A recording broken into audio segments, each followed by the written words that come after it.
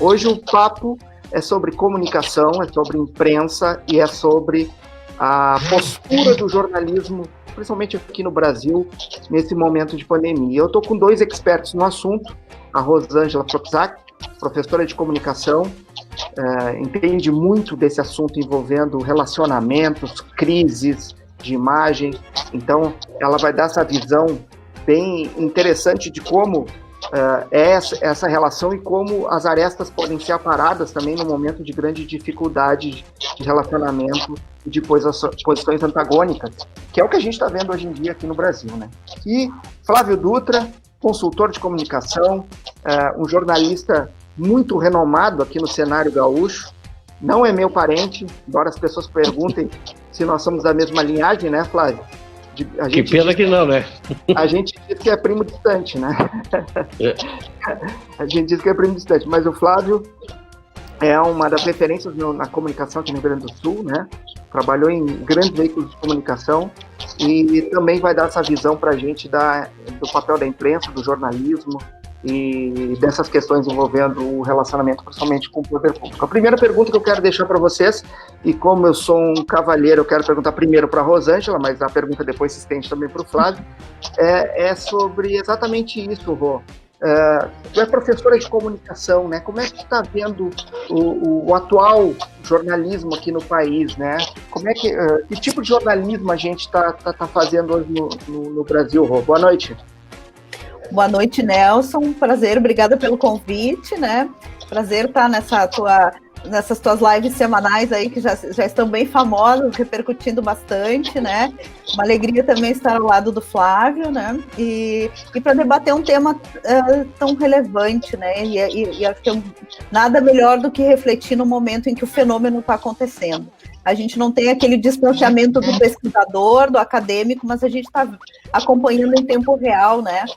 Momentos históricos, momentos que certamente muitas gerações aí falarão aí pela frente. E quem registra tudo isso por excelência, né? E quem tem como a grande missão contar a história desse tempo, né? São os jornalistas e é o jornalismo, né? Então, eu gosto de, respeitando aí até o nome da tua live, né, e olhando para essa quarentena que a gente está vivendo, eu acho que a gente viu diferentes comportamentos do jornalismo nesse cenário aí, né, tão controverso, nesse cenário tão diferente, que a gente precisou compreender, né, enquanto estava acontecendo, né. Eu lembro nos primeiros dias das primeiras notícias da pandemia, né, nos primeiros casos, a gente tentava buscar referências aí na nossa história recente de como compreender esse fenômeno, né, e a gente lembrava da gripe, do H1N1, tentava buscar outras referências, do ebola na África, enfim, tentava buscar algumas referências para estabelecer um parâmetro, né, e conseguir compreender isso que é tão novo para nós. E nenhum parâmetro serviu, né? A gente precisou viver nesse tempo. Hoje nós estamos em mais de 100 dias, já são 113 dias de isolamento social, pelo menos aqui no nosso cenário do Rio Grande do Sul, né? E a gente está há 113 dias descobrindo o que é esse espaço de incerteza. Como todas as áreas, né, do espaço social, o jornalismo ele viveu diferentes momentos. Acho que um primeiro momento, Nelson, teve aquela redescoberta do jornalismo, né, aquela retomada daquela credibilidade que estava tão afetada aí nos últimos anos, especialmente pelo comportamento das pessoas nas redes sociais, pelo cenário político, pela hostilidade dos governantes, né, por todo esse cenário que o jornalismo enfrentou nos últimos tempos.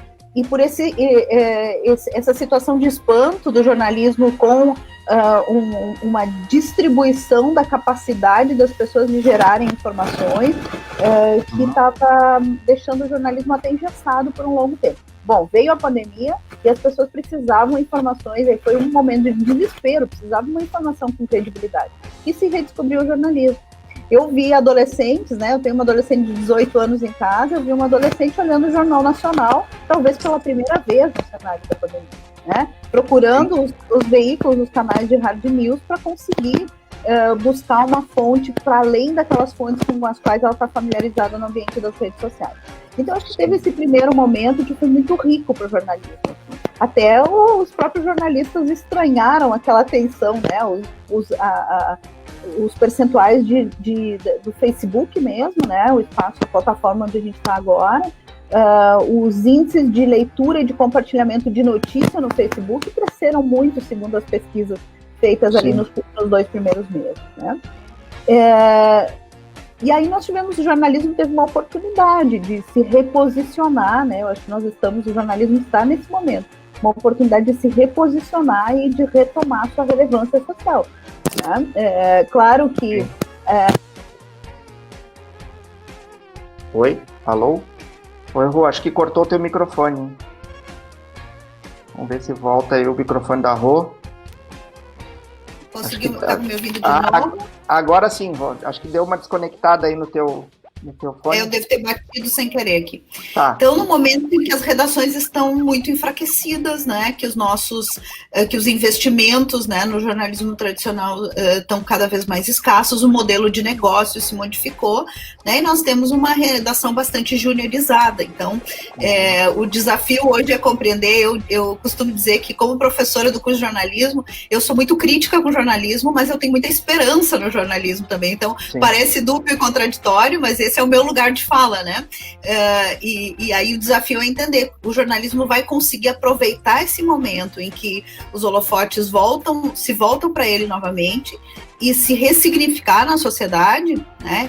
Em que bases isso vai se dar, né? Então, assim, para não ficar monopolizando a palavra, né? Eu sou de comunicação, gosto de falar, então, assim, vou dar essa largada e vou compartilhar aí com o Flávio para a gente seguir debatendo e olhando outros aspectos na sequência.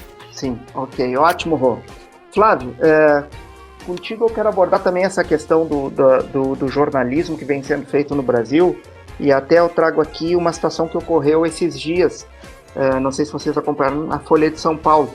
A Folha de São Paulo ela tem assumido uma posição antagônica ao governo federal, aí tem batido bastante no governo Bolsonaro, né? Na minha opinião, até de maneira um pouco exagerada, até um pouco além do que seria o normal, né? Mas um editorial publicado pelo Hélio Schwartzman, que é um dos editores da Folha, muito conhecido, ele é filósofo, além de jornalista, né? Pregou aí a morte do Bolsonaro, né? No seu editorial, foi um editorial bem forte, um título bem chamativo, né? E isso causou um impacto, obviamente, uma repercussão muito grande. E eu queria repercutir isso com vocês. Eu vou ler só um pedaço desse editorial do Hélio, até para quem não acompanhou, né? Um parágrafo dele que diz assim: numa chave um pouco mais especulativa, dá para argumentar que a morte por Covid-19 do mais destacado líder mundial a negar a gravidade da pandemia serviria como cautionary tale de alcance global. Ficaria muito mais difícil para outros governantes responsáveis imitarem seu discurso e atitudes, o que presumivelmente pouparia vidas em todo o planeta. Bolsonaro prestaria na morte o serviço que foi incapaz de ofertar em vida. O que tu acha disso, Flávio? Tu acha que essa manifestação do Hélio na nossa coluna, num dos 3 principais jornais do país, é uma postura ética, uma postura correta de um jornalista de tamanho e envergadura? Boa noite. Opa, o Flávio acho que está com o microfone, peraí. Oi, Flávio, agora sim. Tá me ouvindo? Agora sim. Tá me ouvindo? Agora sim. Ok. Então, refaço meu boa noite a ti, a Florize e a todos que estão nos acompanhando, tá? E eu fiquei muito chocado com a coluna desse articulista. Tá? Eu, na verdade, participo de uma entidade que defende a liberdade de expressão e a liberdade de imprensa, que é a Associação Rio-Grandense de Imprensa, mas não posso me calar e fechar os olhos e não me manifestar quando há um desvio da dimensão do que fez esse articulista, que foi editor de opinião da Folha.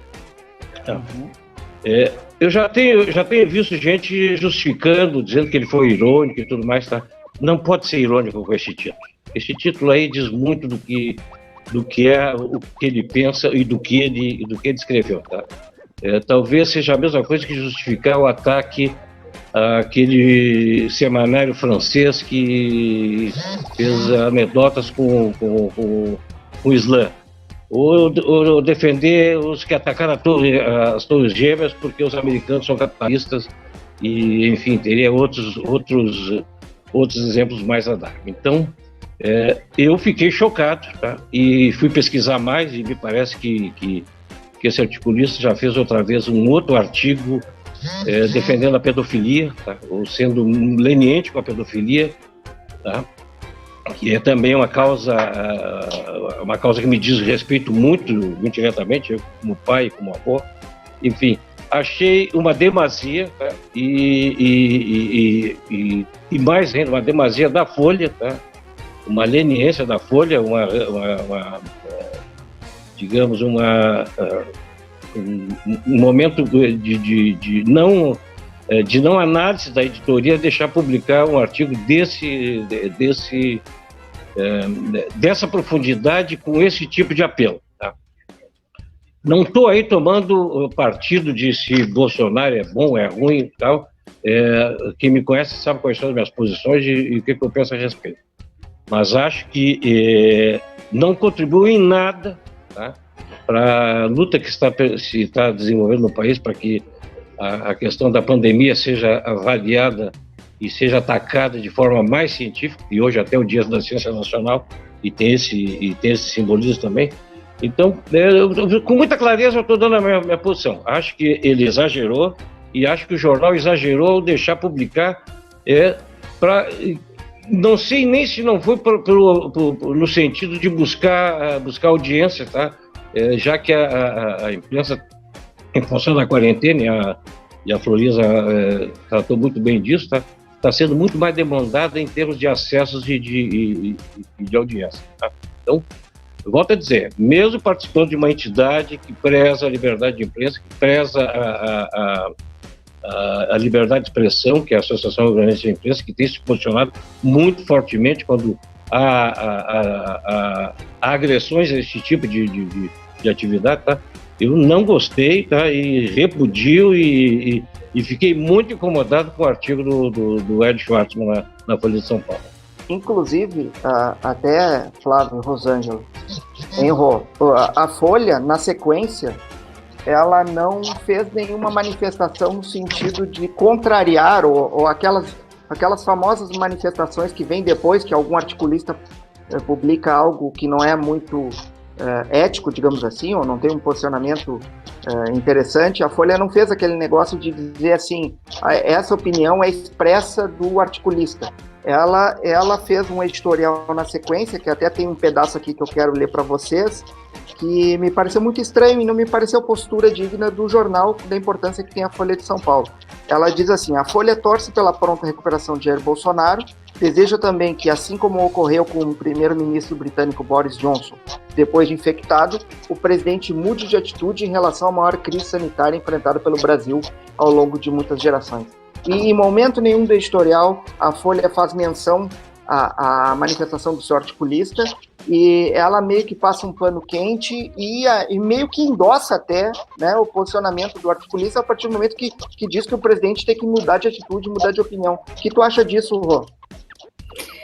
Pois é, eu acho que a gente tem que ficar de olho no que o Ombudsman vai trazer, talvez no próximo final de semana, mas eu acredito que isso está dentro de um pacote de iniciativas, talvez de uma tentativa de um novo movimento dentro do jornalismo brasileiro com o qual a gente não está muito familiarizado, né? E em alguns outros países a gente vê isso de forma mais clara. O jornalismo brasileiro, de forma geral, ele não assume uma posição clara, né? Principalmente no espaço político, né? E acaba, embora a gente saiba, né, a linha editorial /ideológica de cada um dos veículos ou de cada um dos grupos de comunicação e as suas tendências, né? De modo geral, isso não era muito comum no jornalismo brasileiro, que um veículo assumisse esse posicionamento, né, de oposição direta e com outro parâmetro com o qual a gente não está acostumado. A gente está acostumado com uma coisa um pouco mais velada, né? uma escolha editorial que se dá pela priorização das pautas ou por o esquecimento de alguns assuntos, né? Então, me parece, Nelson, que isso faz parte de uma estratégia pensada e planejada da Folha de São Paulo, né? E talvez de uma tendência que esteja chegando ao Brasil, dos grupos assumirem uma posição mais objetiva e clara, né? Um lugar na arena política mais claro. Eu vejo que a gente acompanhou tantas crises aí, e eu falo desse lugar da gestão de crise, né? Tantos grupos de comunicação, e é o caso do Globo, por exemplo, que teve que fazer tantas meia-culpas, né, em função de episódios do passado e tendo que recuperar o que é exatamente que pedir desculpas pelo seu posicionamento omisso ou até de prestígio de um momento, né, de exceção na política brasileira. Então, me parece que eu tenho uma desconfiança, tenho acompanhado esses movimentos da Folha, mas me parece que vem por aí, assim, é uma estratégia mercadológica e bem nesse sentido que o Flávio traz, assim, o modelo de negócio do jornalismo brasileiro, ele está tendo que se reinventar, já antes do contexto da pandemia, agora ainda mais, né? Então, eu preciso de talvez o posicionamento claro e combativo, porque não é só um posicionamento claro, é um posicionamento combativo, e como tu traz, que beira a grosseria, assim, que beira uma situação que a gente fica com esse sentimento do Flávio, assim, muito relutante em tolerar e aceitar esse tipo de coisa, né? Mas eu tenho entendido que faz parte desse posicionamento. Todo esse trabalho agora de resgate da história do período militar, né, da ditadura, com cursos online, enfim, eles estão fazendo um pacote completo, assim, sob o ponto de vista de estratégia de negócio, acho que eles fizeram um plano de negócios completo, assim, não são coisas isoladas, não. Isso é uma percepção minha, né, talvez esteja equivocada, vamos acompanhar para ver o que a história nos diz aí. Eu tá levantando o dedo ali. Porque... Flávio, eu concordo.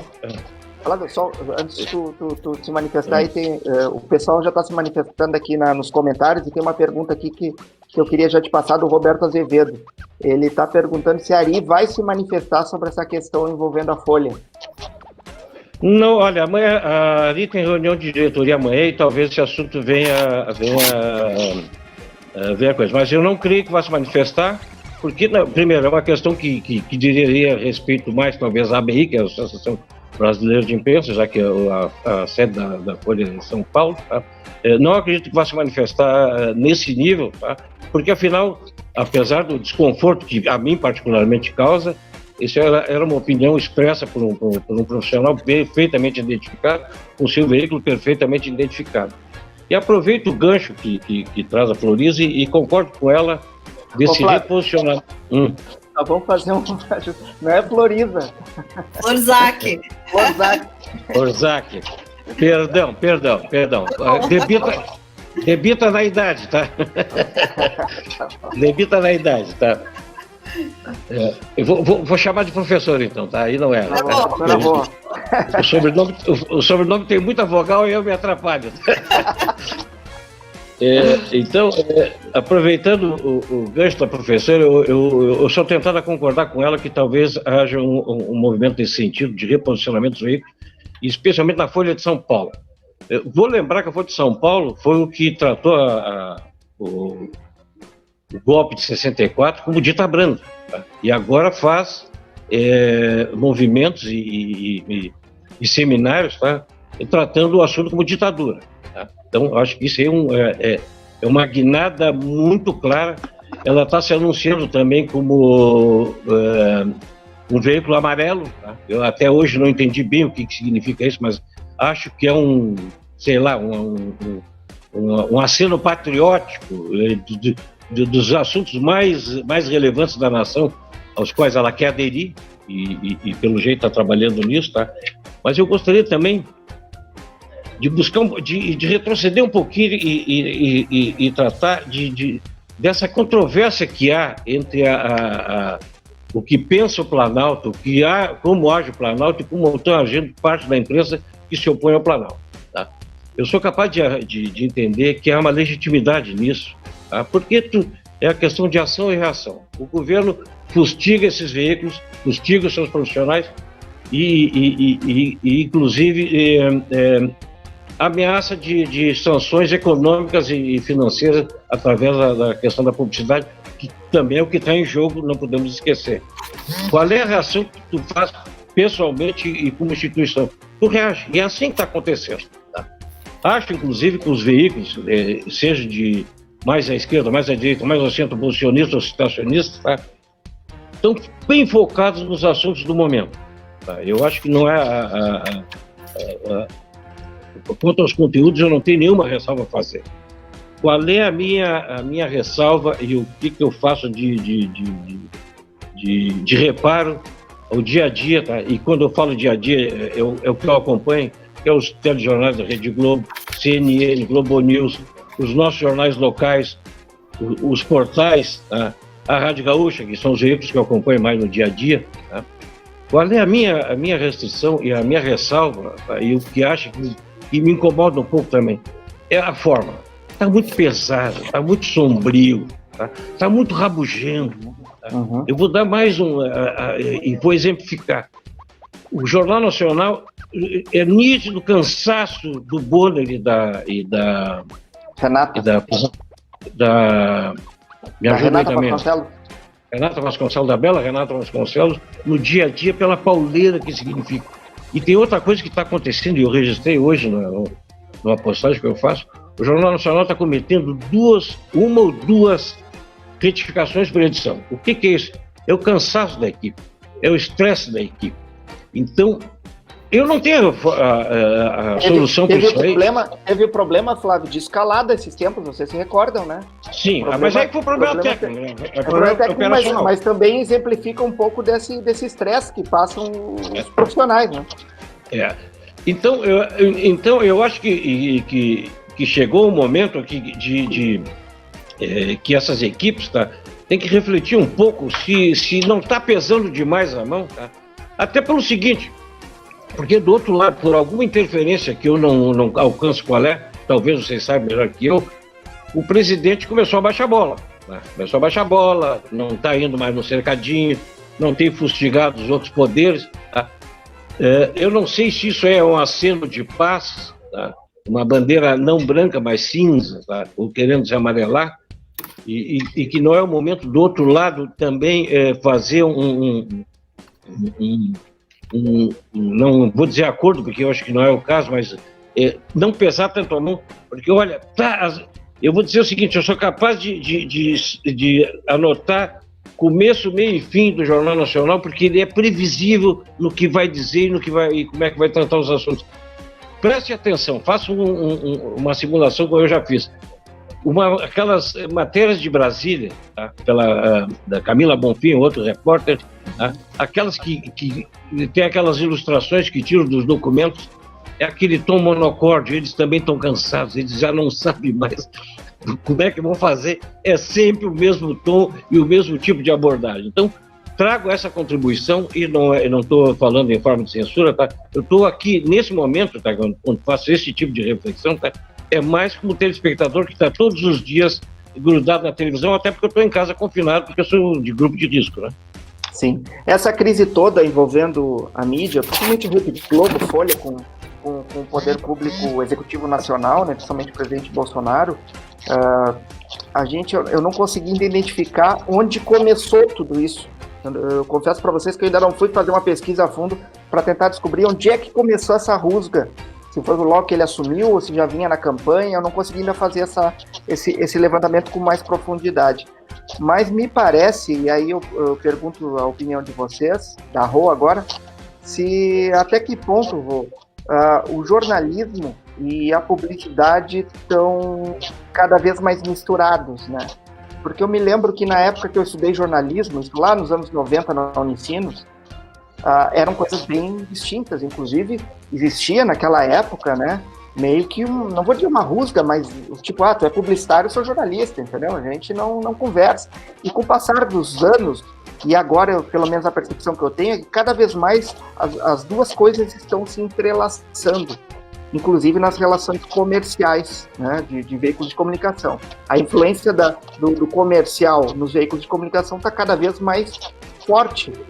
E essa crise que está ocorrendo entre o Bolsonaro e a Rede Globo, Folha e outros veículos, se dá, na minha percepção, por uma questão basicamente comercial, porque ele retirou a publicidade oficial desses veículos, e esses veículos, obviamente, numa espécie de retaliação, estão começando a buscar os podres do governo federal para poder jogar nos holofotes. Qual é a tua opinião sobre isso, essa relação entre a publicidade e o jornalismo no atual cenário?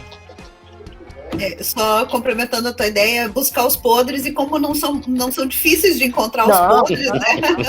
Ele oferece de bandeja. De maneira alguma. Ele não se ajuda. O governo Bolsonaro, eu não gostaria de estar na pele do assessor de comunicação do Bolsonaro. Se é que ele tem, né? É uma usina de crise. Se é que ele tem assessor de comunicação, né? Porque se tem, ele não deve ouvir. Mas eu acho que a questão dele não é nem assessor de comunicação, é política de comunicação, né? O assessor é apenas um instrumento, né? Exatamente. A política de comunicação é no cercadinho, né? Aí é reduzir demais. Essa relação professor. De jornalismo. Não, tranquilo. Tu estava falando, né? O senhor lembrava de uma expressão que a gente repetia lá no início da minha vida de profissional, que foi nas redações, né? E a gente dizia que quanto mais largo o corredor que separava o comercial da redação, mais saudável era o veículo, né, de comunicação. De fato, isso que eu falava sobre modelo de negócios, né? Com a internet, isso no início dos anos 2000 começou a mudar, né? E vem mudando. Agora mais rapidamente, assim, né? Porque quando eu perco a minha principal fonte de financiamento, e se a gente relembra aí os anos 90, uma página de anúncio num grande jornal pagava o salário da redação toda num mês, né? Então, assim, nós temos hoje quem lembra, né, da 0 hora do final de semana, hoje à tarde eu estava falando até para um aluno, digo, a 0 hora do final de semana, assessor de imprensa não ligava para as redações sexta no final da tarde, porque o pessoal entrava no fechamento do final de semana, e aquilo era praticamente sagrado, porque tu tinha que fechar um jornal com mais de 100 páginas no final de semana. Então, era um outro modelo. Detalhe, professor, eu participei da 0 hora, que era maçuda, tá? E sexta-feira era o dia do terror, porque tu baixava 2 jornais. Tu baixava primeiro de domingo e depois tu baixava de sábado. Também era uma questão industrial, tá? Exatamente. Era só isso Exatamente. Não, mas bem-vindo teus adendos, fica à vontade. Então, exatamente isso. Então, tu tinha aí, imagina uma edição de domingo, o faturamento em anúncios, a gente fica difícil da gente calcular aí, mas certamente giravam valores muito expressivos, né? Esse dinheiro sumiu, ele migrou para outras plataformas onde eu consigo, né, tirando o varejo, que ainda faz anúncios sistemáticos, aqueles anúncios institucionais, aqueles anúncios, né, que sustentavam boa parte, a própria verba pública, né, para publicidade, ela migrou. Só também outra dentária. Como esse mercado privado encolheu, as verbas públicas ganharam muito mais relevância nesse pacote, o que também está dentro desse contexto aí do enfrentamento do governo com os veículos, né? Então eu acho que o que a gente está discutindo também é realmente uma mudança drástica no modelo de negócio. E o jornalismo demorou, né, para se reinventar nesse novo espaço. Agora a gente conta aí de boca cheia o caso do New York Times, que conseguiu crescer no seu faturamento, conseguiu voltar a ser significativo, conseguiu voltar a ter né, milhões e milhões de assinantes, né, da sua versão online. Então, assim, é um caso bem sucedido e é um caso no qual a gente se apega com esperança de que esse modelo seja replicado em outros em outros grandes veículos, né? Até pela necessidade de ter um jornalismo sério no Brasil, para que a gente tenha uma sociedade saudável aí, né, democrática. Mas eu acho que a imprensa, Nelson, perdeu muito espaço, perdeu muito tempo em se reinventar. E o meu medo é que agora, voltando para a pandemia, é que essa oportunidade seja perdida novamente, porque assim, nós reconquistamos a atenção da sociedade. Mas eu vou concordar muito com o Flávio que a atualização dos formatos, ela é urgente. Se para nós que somos profissionais da área, que aprendemos a consumir a notícia num tempo em que não existia internet, os meios tradicionais estão ficando chatos e pesados, né? Estão muito chatos. E a TV, por exemplo, tem uma oportunidade incrível agora de flexibilizar o formato e se reinventar. A apuração, né? Essa apuração, vejam que a gente ficou muito satisfeito com a informação oferecida no início da pandemia, porque a gente não sabia nada, né? À medida que outras plataformas foram gerando conteúdo e oferecendo conteúdo para a sociedade, a gente começa a se frustrar com a apuração dos grandes veículos, porque, como diz o Flávio, lá por umas alturas do telejornal, se começa a ler nota de esclarecimento, né? Se começa a entrar aqueles quadradinhos, né, de destaque, aquela imagem que destaca um trecho da nota de esclarecimento e vira metade do jornal, vira esse tipo de coisa, por medo de processo, por medo de uma série de medos aí que estão na mídia, né? E eu acho que a gente ainda, agora, esse risco para mim fica concreto, porque a informação que está sendo trazida agora, especialmente sobre a pandemia, ela está ficando superficial em relação ao que outras plataformas estão oferecendo. Então, o meu grande medo é que o jornalismo vá perder mais essa oportunidade de se ressignificar e de se fortalecer. Né? Eu acho, por exemplo, que esse combate à fake news foi um combate muito tardio feito pelos grandes veículos, muito tardio. Né? Por muito tempo a fake news pautava muita gente, porque agora já não se tem mais pauteiro nos veículos, né? Então o próprio profissional que multitarefa, ele vai fazer. Na minha época a gente fazia rádio escuta, né? Ele faz feed de Twitter, né? E muitas vezes a fake news pauta o jornalismo tradicional. Isso é muito perigoso. Isso evidencia uma limitação na condição de apuração. Né? Nós temos uma redação bastante juniorizada hoje, então facilmente o profissional de jornalismo cai em pegadinhas aí que os mais experientes só bateriam o olho e diziam, peraí, isso aí é história, né? Então é um modelo de negócio todo que está se reinventando e que aproxima, assim, dando toda esta volta para responder a tua pergunta, aproxima a publicidade e a parte editorial, sim. Tem veículos de comunicação que já tem na mesma mesa, né, o editor e a pessoa de marketing no mesmo espaço físico. É um novo tempo, mas de fato isso impacta no comportamento do veículo em relação aos temas que ele está cobrindo, não tem nem dúvida disso. Inclusive existe um braço, Flávio, que já existe aqui no Sul, já existe no Brasil, que se chama do marketing de conteúdo, né, do branded content, né, que é basicamente escrever uma matéria com todas as características de uma matéria jornalística, mas na realidade aquela matéria foi paga. Então, muitas vezes que assumida, né? O leitor comum, o leitor que pega o jornal ou vai no portal, lê aquela notícia e acha que é uma notícia normal, como qualquer outra, mas não sabe que por trás daquela notícia houve um investimento comercial de alguma empresa que quer ser fonte. O que tu acha disso, Flávio? Não, eu acho que é legítimo, tá? Desde que identificado, tá? Ela é diferente do apedido, tá? Do famoso apedido, que até não tenho visto tanto apedido nos jornais. Era o famoso apedido que era cercado e vinha em cima o apedido. Agora, sobre o que está trazendo a professora e o Nelson, deixa eu dar um depoimento. Tá? Eu, por muito tempo, até em função dos cargos que exerci em serviço público, gerenciei verbas de publicidade. Vocês não imaginam o que eu recebi de propostas escandalosas, tá? De grandes veículos, inclusive internacionais, de grandes veículos com propostas, tá? Propondo, de alguma maneira, tratamento mais melhor de positivo, tá? Em relação a algumas coisas, se eu fosse generoso na distribuição da verba. Vamos deixar claro que eu não aceitei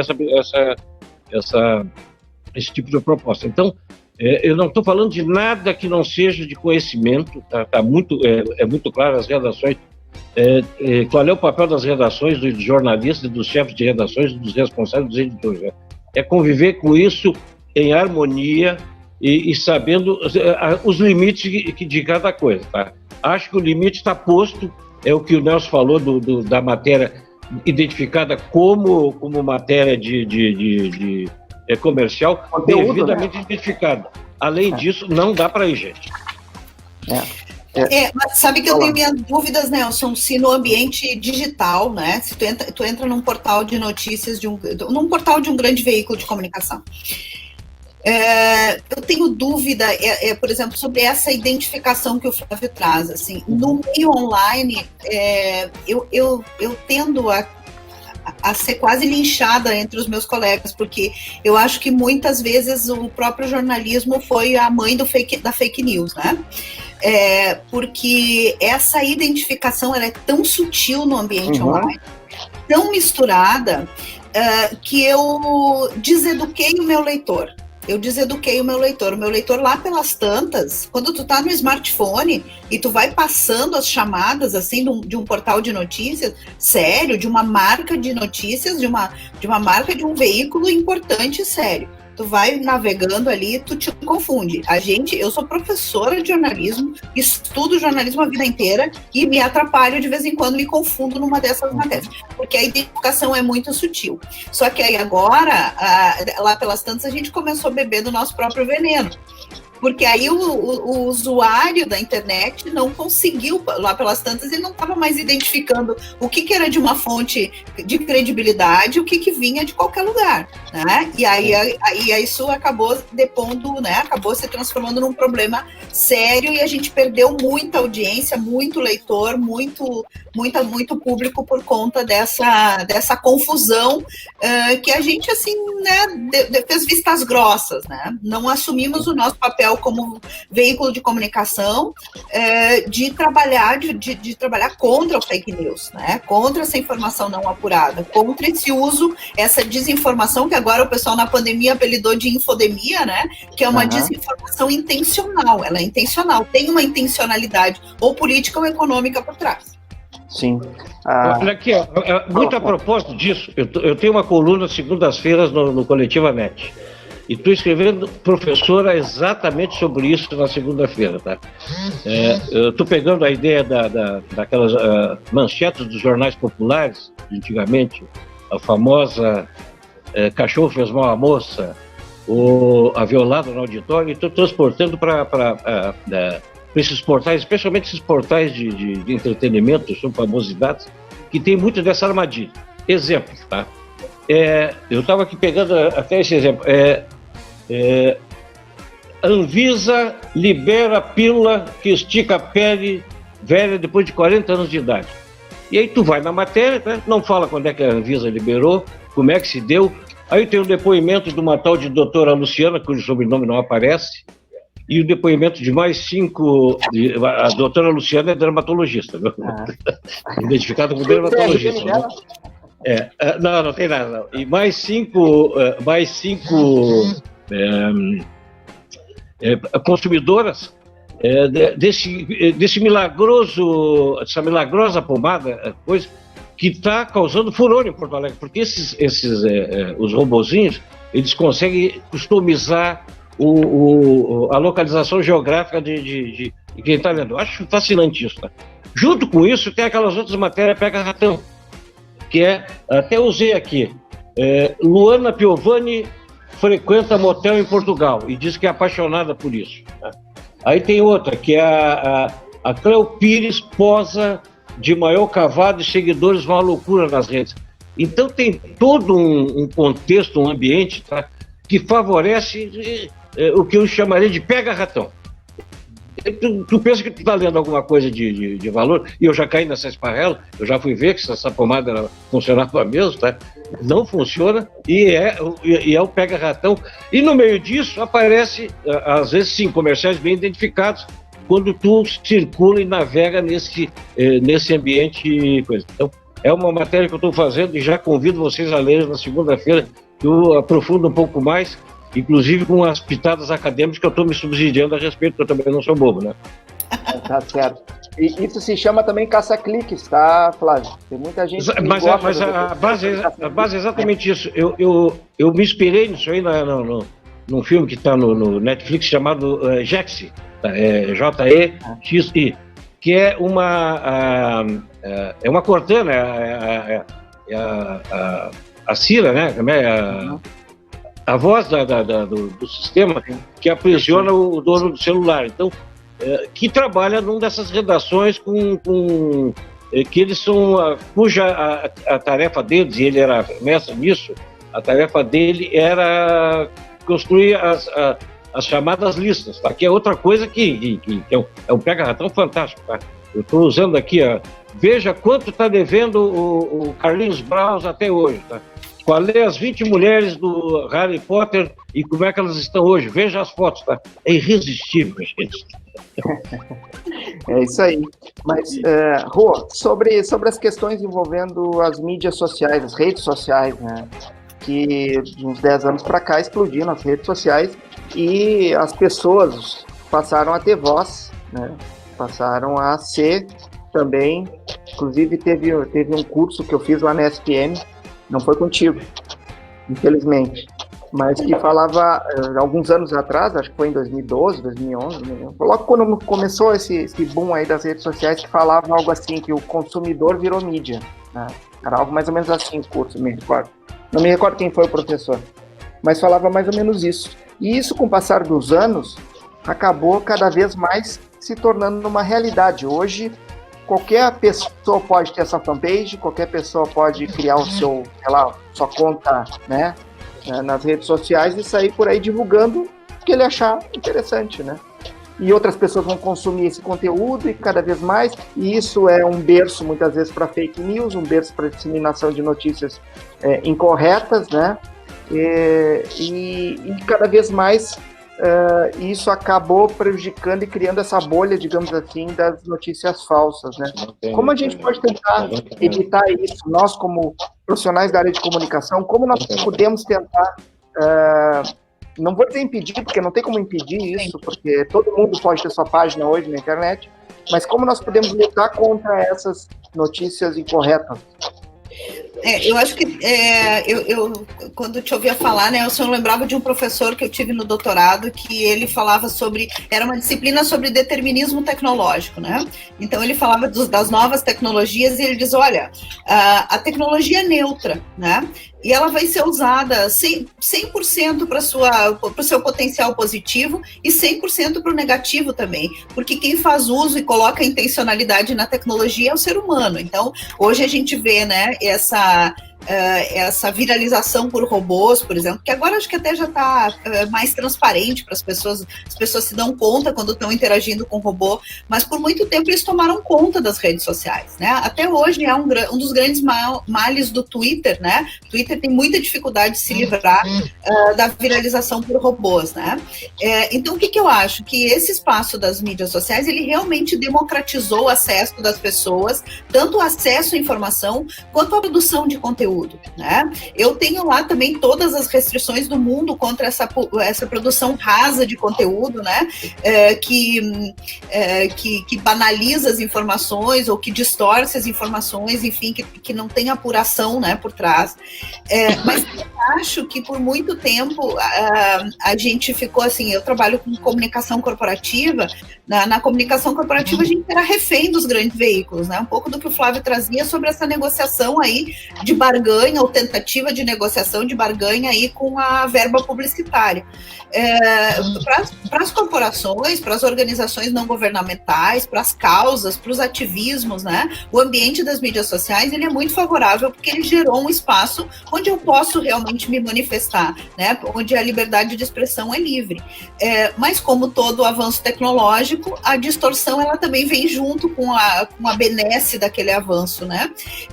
E nas mídias sociais, hoje, tu tem, no ambiente da gestão de crise, hoje ela é geradora de 70% das crises, no mínimo, né? Hoje a gente acompanhava ali a história do Luciano Huck deixando a sociedade com o Dursk lá do Madeiro, com o fundo de investimento que comprou o Madeiro, né? Graças a uma declaração torta do dono do fundador da marca, né? Então, assim, o que a gente não está educado para usar as mídias sociais. Nós não aprendemos a usar as mídias sociais. E acho que aí, respondendo a tua pergunta, a contribuição dos profissionais, vamos dizer assim, mais veteranos nesse meio, né? Ou das escolas de comunicação, é justamente educar as pessoas para o consumo dessa informação compartilhada por mídias sociais. Né? Eu cobro isso muito das escolas. As escolas precisam educar as crianças e os adolescentes para entenderem como se usa. Tem uma série de vídeos feita pela Deutsche Welle. Começaram essa série há uns 2 anos. Ela é direcionada para adolescentes. Assim, ela desvela os bastidores de como funciona o algoritmo, como funciona a rede social, né? Qual é a manipulação e o uso da rede social. Com isso, eles estão formando um cidadão que mais para frente vai conseguir usar com menos dependência e com mais criticidade esse ambiente, né? E eu acho que o nosso desafio hoje é nós, mesmo mais veteranos, aprender essa lógica e de alguma maneira, no espaço que a gente tem, ou na sala de aula, ou na coluna lá da coletiva, ou nas lives, né, do espaço das mídias sociais, é trazer esses temas para a discussão das pessoas, porque muita gente consome essas informações nas manchetes que o Flávio lia agora, consome como verdades. Eu acompanho pessoas da família, né, e fico com vontade de fazer estudo de recepção. A velha história, tia do ato. Eu fico louca para fazer mais uma pesquisa de recepção, porque eu vejo ela recebendo a notícia, ela dizendo, gente, olha só o que aconteceu com a Luana Piovani, olha só o que aconteceu. Mas com aquela surpresa, com aquela mesma surpresa que ela abria um jornal antigamente e lia uma notícia sensacionalista, mas ela está acreditando. O professor, isso só funciona porque tem consumo, né? Senão não se extinguiria por si mesmo, né? Então, acho que a gente tem uma contribuição muito importante para dar de conscientização mesmo, né? Isso ajuda o jornalismo sério, isso ajuda o conteúdo sério na internet, tem muita coisa boa, né? Tem muita coisa boa, tem muita produção, tem uma democratização do acesso, que é extremamente importante para a sociedade democrática, para a abertura, mas eu preciso de um cidadão crítico que também saiba consumir, né, essa informação nesse espaço. Exatamente. Eu queria mudar um pouquinho de assunto, não sei se o Flávio quer se manifestar sobre isso também, Flávio. Não, rapidamente, a minha posição é o seguinte, as redes sociais, eu sou um aficionado delas, o grande mérito delas é que deu vez e voz a todo mundo, tá? E o grande problema dela é que deu vez e voz a todo mundo, tá? Então, não há, daqui a pouco, essa questão crítica que a professora traz. Vejo, tá, especialmente no esporte, e tu acompanha isso mais de perto do que eu, Nelson, o pessoal está sabendo se comunicar muito bem com as redes sociais. Estão até abrindo mão de outros mecanismos, tá, para dar essa informação pelo Twitter. O governo também está fazendo muito disso. Dá essa informação por Twitter, tá, porque é imediata, chega onde tem que chegar com a rapidez e com a agilidade que daqui a pouco eles buscam. Mais ou menos isso aí, e do resto assina embaixo do que diz a professora. Bacana. Eu queria voltar a falar com você sobre a relação entre imprensa, jornalismo e o poder público principalmente, né? Porque a gente vê aí, eu trago alguns exemplos aqui que eu anotei que eu queria repercutir com vocês. O Sérgio Moro, ex-ministro da Justiça, né? O pai da Lava Jato, lá, que colocou um ex-presidente na cadeia com as investigações, e muito badalado, super-ministro de Bolsonaro, que saiu por desavenças aí com o presidente, ele foi contratado pela Rede Globo, né? Foi contratado pela Rede Globo e vai fazer, acho, comentários, não tá bem claro ainda qual é que vai ser a participação. Acho que é no jornal, né? Acho que é no jornal, né? Acho que é no jornal, né, Flávio? É no jornal. Até já estreou uma coluna no jornal, se não me engano.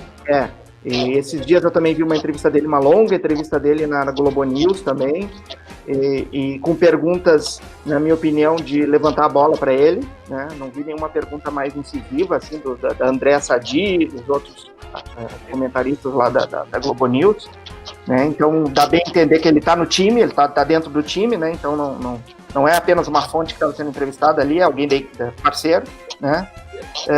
Eu queria explorar com você essa situação. Sérgio Moro contratado pela Globo. Nós temos aí o Luciano Huck, que é um potencial candidato à presidência da República em 2022, também da Globo, também da mídia, que vai querer uma boca, vamos dizer assim, no poder público, né? E temos N casos aí de jornalistas e comunicadores que acabaram ingressando no poder público. Hoje temos um senador da República aqui no Rio Grande do Sul, que foi jornalista durante 40 anos, do principal veículo de comunicação, Lazier Martins. Tivemos um governador, Antônio Brito, que foi jornalista, que apareceu e teve exposição com o seu assessor de comunicação do ex-presidente Tancredo Neves. Como é que vocês veem essa relação do jornalista que acaba ingressando no poder público, então, no caso, os jornalistas que vão para o poder público, e o contrário, o Sérgio Moro, que se utiliza da mídia nitidamente com interesses eleitorais em 2022.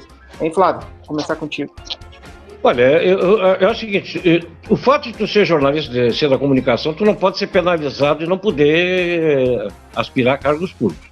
O que não pode, e eu não entro no mérito, porque eu não tenho elementos para isso, é te usar do teu veículo para lançar para fora. Observe, por exemplo, vou usar o exemplo que tu trouxe do Huck, tá? O Huck está em campanha aberta e descarada no seu programa. No programa dele, né? No programa dele, com matérias altamente... E ele faz um trabalho social forte e tal, e tira proveito disso. Eu não sei até que ponto, tá, a direção da rede controla isso, fiscaliza, orienta, determina, não tem elementos para usar. Mas vou dizer o seguinte, isso não é fundamental. E eu vou usar o exemplo mais claro que nós temos. O atual presidente, e era um outro tipo de contexto, outro tipo de ambiente, tá? Não precisou de programas políticos, não precisou da Rede Globo, ao contrário, tá? Para se eleger. Tá? E no rastro dele, levou governador, levou deputado, grandes bancadas e tudo mais. Então, não é condição sine qua non. Ajuda sim. Tá? Na outra via também, olha, abre espaço para quem tem pretensões, como o Sérgio Moro, tá? E o que eu observo, na verdade, é talvez, e aí eu vou exagerar um pouco na avaliação, talvez a Globo esteja procurando fazer uma seleção natural com o Sérgio Moro, com o Huck, para ver quem é que possa receber o seu apoio velado, porque ainda acho que nunca vai ser um apoio claro. Só um parênteses. A gente percebeu aí, num curto período, nesse momento de pandemia também, que a Globo andou levantando a bola do Rodrigo Maia, né? Do Rodrigo Maia. Sim. Eu jocosamente, nas postagens que eu faço diário, eu disse que ele tinha, inclusive, uma vinheta no Jornal Nacional, porque ele, às vezes, aparecia até 2 vezes no Jornal Nacional. Tá? Aí começou a aparecer... a gente tem que saber ler também o que a gente está vendo. Né? Começou a aparecer muito Toffoli no Jornal Nacional. Porque a Globo também lhe interessa ter uma relação muito, muito boa, porque em algum momento algumas causas vão estar no STF. Tá? E é bom tu estar mais próximo do STF do que o presidente da República. Daqui a pouco o Toffoli começou a aparecer demais. Me parece que houve um ciúme, inclusive, do Maia, porque o Toffoli estava aparecendo demais. É brincadeira, gente. Tá? E aí, Rô? Eu acho que assim, eu alargaria um pouquinho, Nelson, porque eu acho que independente de ser jornalista ou não, o que a gente está vendo, e eu acho que esse exemplo do Bolsonaro que o Flávio traz, ele se encaixa no que eu vou falar, é a capacidade de acionar um aparato comunicacional todo, né? Esse possível candidato com pretensões políticas, né? Claras, ele tem que acionar um aparato de comunicação e conseguir navegar nesse mundo. Então, ao mesmo tempo só dentro, e saber ler o cenário do momento, que eu acho que foi o que aconteceu com o Bolsonaro. Sabia que tinha que ser anti-esquerda e fortemente, e trabalhar nisso aí. E o exemplo que vocês citaram do Moro, né? Ele, ao mesmo tempo que está procurando, está ganhando essa visibilidade num grande veículo que pega uma fatia da população, ele também está muito presente nas redes sociais, né? Isso a gente pode ver no cenário da pandemia, trazendo para os nossos governantes atuais. Então, quando a gente vê um governador do estado com toda aquela desenvoltura para fazer lives e para tratar a informação em qualquer hora do dia, em qualquer plataforma, né, o que a gente percebe é que esse perfil esse novo marketing político, né, ele é multiplataforma. Né, ele é multiplataforma. A figura precisa circular e precisa ter um domínio de competências comunicacionais em todo esse espaço. A gente vê as coletivas do Dória, eu vez ou outra acompanho aquela coletiva que ele faz a cada 2 dias, né, no contexto da pandemia, e é interessante de ver o jeito que ele organiza aquela coletiva e que ele comanda os jornalistas e que ele faz um show ali. É como se ele estivesse assim, num programa ao vivo, né, que ele é um cara de televisão, então ele tem essa desenvoltura. Então o que a gente está vendo é um fenômeno que se viu na Europa há alguns anos, que é essa emergência desses políticos com grandes habilidades ou competências comunicacionais, como eu gosto de dizer, né? E isso tendo um peso extraordinário, porque o poder dos espaços, né, do horário político obrigatório perdeu força, os comícios não existem mais, enfim, não tem mais aquelas estratégias convencionais, né, no ambiente na disputa da campanha eleitoral. Então, o que a gente vê hoje é que essa pessoa precisa ser midiática, mas precisa ser midiática não só nos grandes veículos, ela precisa estar em todas as plataformas, né? E a gente está vendo um show de políticos agora no período da pandemia, até se ressignificando para o seu eleitorado, gente que estava meio, né, já destinada a terminar mandato e ir embora, e, né, conseguindo se voltar, conseguindo, né, se ressignificar e passar a ser considerado. Eu vendo os meus alunos elogiar políticos que eu jamais imaginei que eles fossem elogiar, né? Porque olha a postura dele na live, olha ele no Twitter, olha, então tem novidades boas por aí no nosso próximo pleito.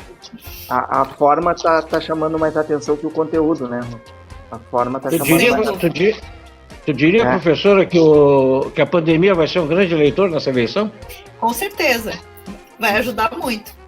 Vai ser o grande, vai ser bandeira de muita gente aí, e salvou muita gente de um período de ostracismo aí no mundo político. Mas enterrou muita gente também, né? Enterrou muita.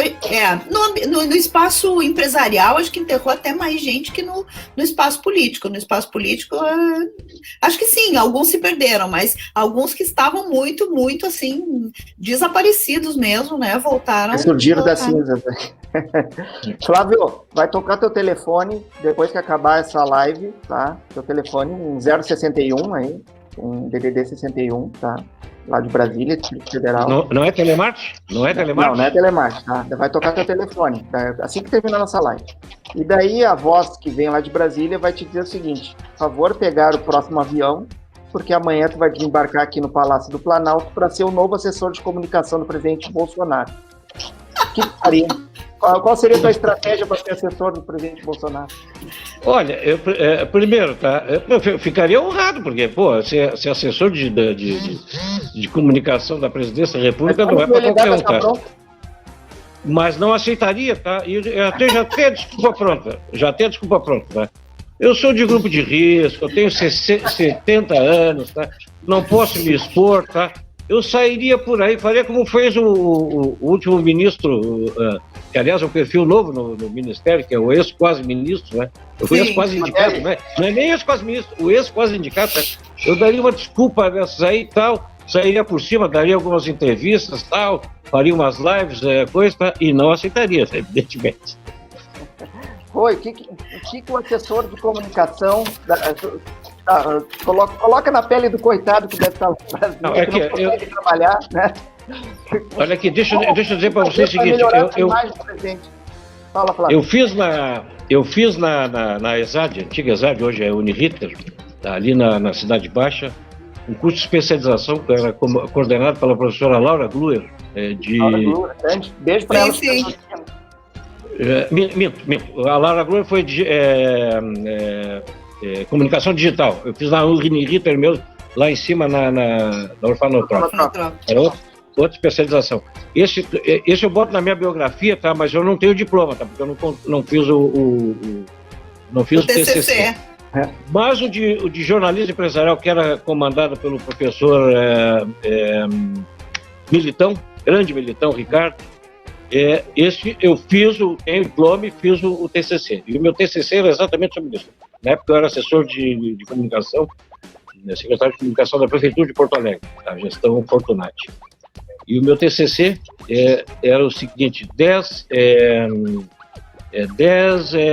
mandamentos do jornalismo de serviço público. E ali eu elenco 10 itens que era muito da experiência pessoal. Ali tinha muito pouca questão acadêmica, mas muito da experiência pessoal. E tem 2 que eu gosto muito, tá? O primeiro é o seguinte, tá? Nesse momento, em algum lugar, tem alguém fazendo uma bobagem, uma grande besteira, tá? E em nível municipal isso é muito comum, tem alguém fazendo uma grande bobagem, uma grande besteira, e tu vai pagar caro por isso aí para ter que responder como instituição. Esse é um dos que eu gosto. E o outro eu aprendi com o Ibsen Pinheiro, que eu tive a honra de substituir no Palácio Piratini, no governo Rigoto, na assessoria de comunicação social. É o seguinte, esse para mim é o basilar de todos. Se o governo vai bem, o mérito é do governo. Se o governo vai mal, a culpa é da comunicação. Então, com isso aí eu me situo, tá? Nesse contexto da tua pergunta, e tem mais outras 8 questões, tá? Muito do coisa pessoal. E se alguém tiver interesse, eu sempre disponibilizo isso aí, porque eu acho muito interessante. Tá? Isso só para acrescentar, isso é pré-redes sociais, então ali não tem redes sociais. Mas cooperação, tá? A base da comunicação de serviço público é relacionamento. Ali a questão do relacionamento está bem explicada e bem contemplada. Pô, se tocasse o teu telefone e tu não tem como dizer não, tá? Tem que ir. Não, eu indicaria o Flávio, porque o Flávio tem uma longa expertise com trabalho de comunicação política, eu só tendo saúde e educação, então assim... Eu aceitaria se vocês dois fossem juntos, tá? Tá bom. Mas eu sempre, completando um pouco dessa ideia do Flávio, eu sempre trabalho, sob o ponto de vista da comunicação nas situações de crise, eu sempre trabalho uma dobradinha, né? Eu digo que comunicação e gestão são 2 faces da mesma moeda. Não há uma boa gestão se não for bem comunicada, mas não há comunicação que salve uma má gestão, né? Então, assim, comunicação e gestão são 2 faces da mesma coisa. Eu preciso que elas atuem de forma complementar, né? Tanto nos momentos bons quanto nos momentos ruins. Então, ninguém vai salvar um governo só com comunicação. É preciso que a gestão seja minimamente razoável. E também não dá para fazer uma ótima gestão e ter uma comunicação meia boca, porque aí a gestão não vai aparecer. Então, eu acho que essa dobradinha aí é fundamental para que a gente...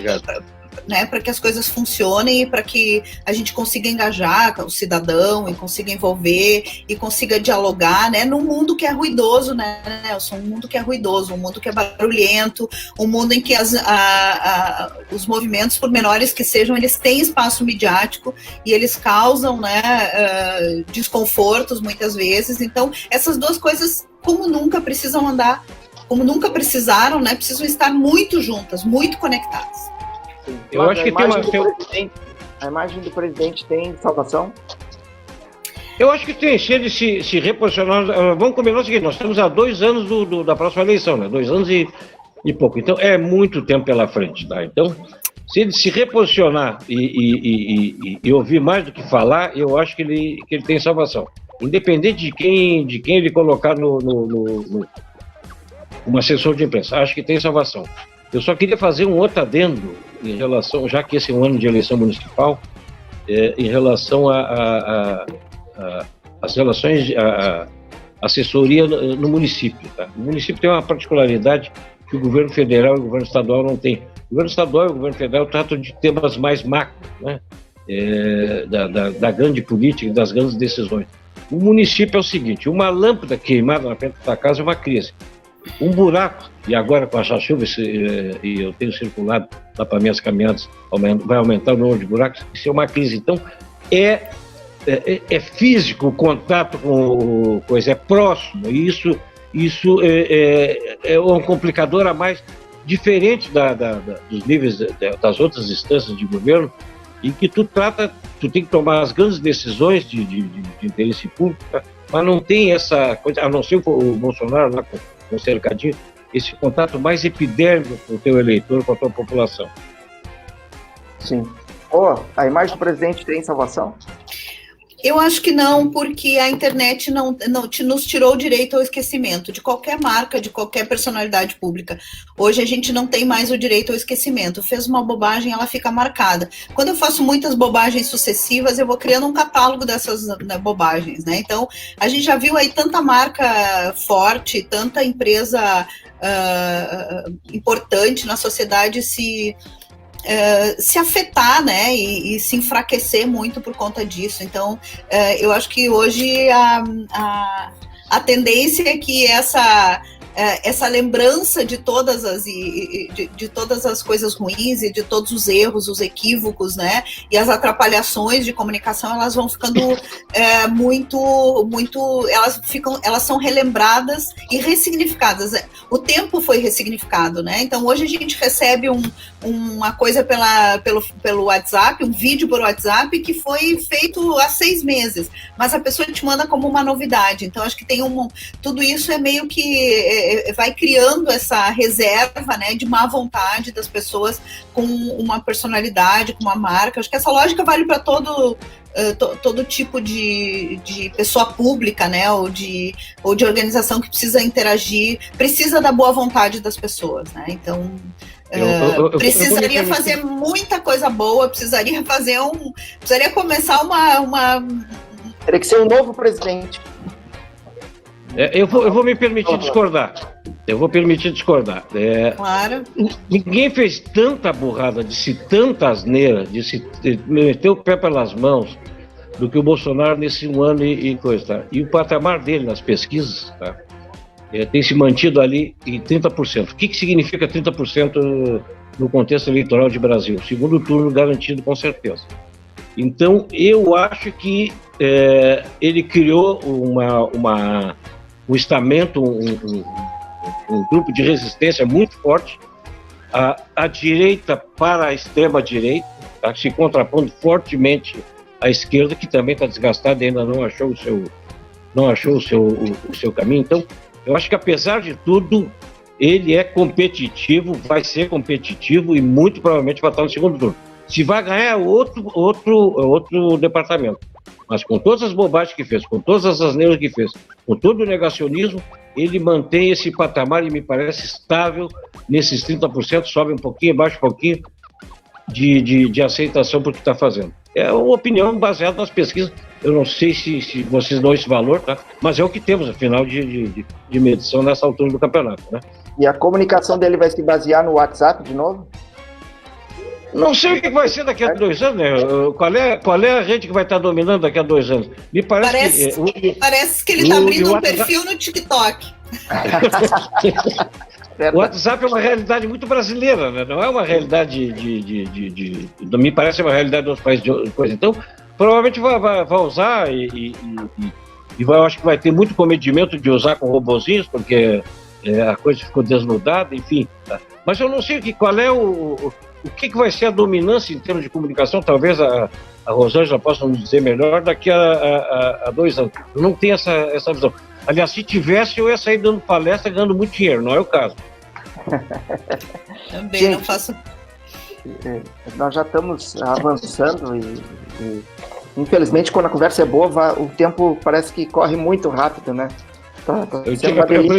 Aprendi uma coisa em rádio, Nelson, que é o seguinte, ó, o programa bom, isso era o meu ídolo, Armindo Antônio Rosoli, que dizia, programa bom é aquele que fica com gostinho de quero mais. Exatamente, vamos ficar com esse gostinho de quero mais para a gente fazer uma próxima, mas eu queria fazer uma última reflexão com vocês, aproveitar mais uns minutinhos para fechar, porque eu queria fazer uma futurologia com vocês, pensar no futuro, né? No futuro, principalmente da nossa área, da comunicação, porque a gente está vendo aí grandes mudanças. A gente falou há alguns minutos sobre a questão da internet, das redes sociais, que vieram aí bagunçar toda a estrutura dos meios de comunicação, né? Antes a gente tinha o rádio, a TV e o jornal, né? Basicamente, né? Rádio, TV e jornal, entrou a internet, entrou rede social. Hoje nós temos Netflix, temos streaming, temos, enfim, diversos canais de comunicação. Como é que vocês veem o futuro para o jornalismo? Rádio, TV, jornal vão cair no esquecimento? Vão se manter? As mídias tradicionais? Qual é a opinião de vocês, Henro? Eu acredito que essa pulverização que a gente está vendo, ela vai se intensificar ainda mais nos próximos anos, né?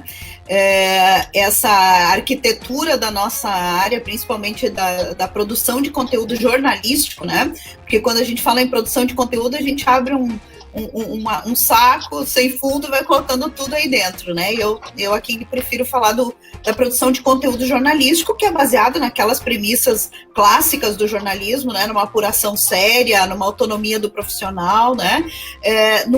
Eu acho que nós vamos redescobrir pós-pandemia esse jornalismo que é mais baseado em utilidade pública. Nós ficamos muito seduzidos por muito tempo por um jornalismo investigativo, sabe? Aquela fantasia do jornalismo investigativo que encanta todo o profissional iniciante, e lá pelas tantas, ao longo da vida, 2 ou 3 se transformam efetivamente em jornalistas investigativos, né? A gente começa a recuperar um espaço que é o jornalismo de utilidade pública. Isso tem uma série de pesquisas internacionais que saíram aí nos últimos dias, mostrando que esse jornalismo está fazendo mais sentido para a sociedade, né? Com isso, a gente ganha espaço para os pequenos empreendimentos em jornalismo. Então, a gente vê aqueles jornalistas mais sêniores e sérios que saíram dos veículos empreendendo nos seus negócios, né? E a gente tem algumas iniciativas até aqui no Rio Grande do Sul, né? Tem um conteúdo que eu tenho gostado bastante de ler, que é uma newsletter chamada Matinal, que quando surgiu eu achei que fosse qualquer coisa, e hoje eu tenho visto ali, eu tenho usado, e eu acho que esse é um bom indicador, assim, quando a gente começa a ver sentido, quando a gente lembra de manhã que a gente precisa ler aquele conteúdo, porque ajuda a organizar o nosso dia, né? Então eu vejo uma pulverização dos negócios, muitos pequenos negócios nessa área, atendendo nichos de mercado, atendendo perfis, né, de audiência diferenciada, né, e ganhando uma expressividade maior, né, e os grandes veículos talvez ficando lá com uma fatia cada vez menor e com, enfim, com um público mais diluído, mas eu vejo um grande espaço para pequenos empreendimentos aí. Eu acho que a gente vai seguir por esse caminho. Na tua opinião, os veículos tradicionais ainda se mantêm? Se mantém. O jornal, a TV se mantém. Acho que sim, eles estão se reinventando e os grandes que têm muito poder econômico, eles vão se manter. Eu acredito que se mantenham, né? Não é uma afirmação, mas é uma crença mesmo, né? E se reencontrando no mercado. Exemplo do que nós discutimos aqui no início dessa live sobre a Folha de São Paulo, né? Redescobrindo um novo jeito de atuar na sociedade, né? Mas ele precisa se diferenciar. O que me chama a atenção, assim, é que os grandes veículos que têm lá, têm o seu expertise com a produção de conteúdo de qualidade, uma apuração séria, lá pelas tantas se perderam também nesse caça-cliques, né, que vocês falavam anteriormente. E aí eles começam a competir com os pequenos empreendimentos. E agora acho que estão tentando se reencontrar e nós vamos ter aí uma oferta muito grande de pequenos empreendedores produzindo conteúdo jornalístico de qualidade. Acho que eu enxergo esse cenário. Interessante. Flávio, a gente viu aí, falando dos veículos tradicionais, tá? A gente viu uma queda absurda aí no impresso, né? Nos últimos anos. Grandes jornais com tiragem cada vez menor, né? A TV sofrendo um pouco com essa questão da publicidade, perdendo bastante anunciantes. O rádio, na minha opinião, ainda se mantém com uma certa né? Mesmo com todas as dificuldades do rádio, me parece, não sei se vocês concordam comigo, dos tradicionais ainda se mantém com uma certa estabilidade, podemos dizer assim. Mas como é que tu vê o futuro desses veículos tradicionais e das novas mídias que estão surgindo, Flávio? Olha, eu sou tentado a assinar embaixo de tudo que a professora trouxe, tá? Especialmente em duas questões, tá? Na questão da prestação de serviço dos veículos, que é a questão da utilidade pública, da prestação de serviço, ou seja, ir ao encontro do que as pessoas necessitam e precisam ter, tá? E a questão do empreendedorismo, ela trouxe um bom exemplo. Eu sou assinante da Matinal e gosto muito. Eu trabalho, eu presto serviço também para outro serviço, que é o portal da comunicação coletiva. O próprio espaço que nós estamos usando aqui é uma expressão. Outro dia eu dei uma entrevista com o pessoal da RWT de Cachoeirinha, o Vitor Brand de Moraes, o Wilson Rosa, o Marcelo Magalhães, enfim, estão pululando esses elementos. Acho que vai ter espaço para todos, embora haja uma diversificação cada vez maior de oferta. Antes nós tínhamos só TV aberta, hoje nós temos no cabo aí uma diversidade, sem contar os streaming, os Netflix da vida, o Amazon e tudo mais, competindo pelas mesmas audiências. Ou seja, o bolo, as fatias estão cada vez menores, tá? Porque o bolo não cresce, é o mesmo. E o mercado de comercialização também é o mesmo. Aqui no Rio Grande do Sul ainda com outra coisa que o nosso mercado está cada vez mais encolhido. Mas eu acho, e volto a concordar com a professora, que vai sobreviver e vai continuar tendo espaço para quem, e a frase não é minha, eu já ouvi de alguém, só estou reproduzindo, quem entender que o conteúdo é rei. Tá? Quem entender que o conteúdo é rei, tá? Esse conteúdo qualificado, tá? Seja para prestar esse serviço, para prestar aquele, esse vai sobreviver. Os outros vai haver uma seleção natural e vão sair do mercado e coisa com a mesma naturalidade que entrar. Essa é a minha opinião nesse momento, né? Oi, Flávio, quero agradecer muito vocês por essa live, um bate-papo muito gostoso, muito conteúdo, uma honra ter dividido a tela com vocês nessa noite, nessa edição do Giro pela Quarentena. Não sei se vocês querem fazer alguma consideração final aí, Flávio. Eu só queria fazer uma chamada para minhas reflexões de amanhã no Facebook, tá? E a chamada é o seguinte, tá? Eu vou revelar amanhã por que o Hulk ficou chocado hoje. Essa é a minha chamada para a minha postagem de amanhã, tá? Reino na grande expectativa. Ele aprendeu... Vai tocar teu telefone com 061, hein? Ele aprendeu a fazer chamada caça-clique, olha que bonito isso. É verdade, eu estou provando do Fernando. Olha, recomendo também segunda-feira a coluna que vai se chamar Arte Levada ao Extremo. Tá? Olha só. Até para fazer sacanagem tem que ter talento, viu? Nelson, eu quero agradecer também a oportunidade, né? Foi um bate-papo realmente muito gostoso. Agradecer a companhia do Flávio, né? E te agradecer pelo espaço e dizer que conte sempre aí com o que precisar.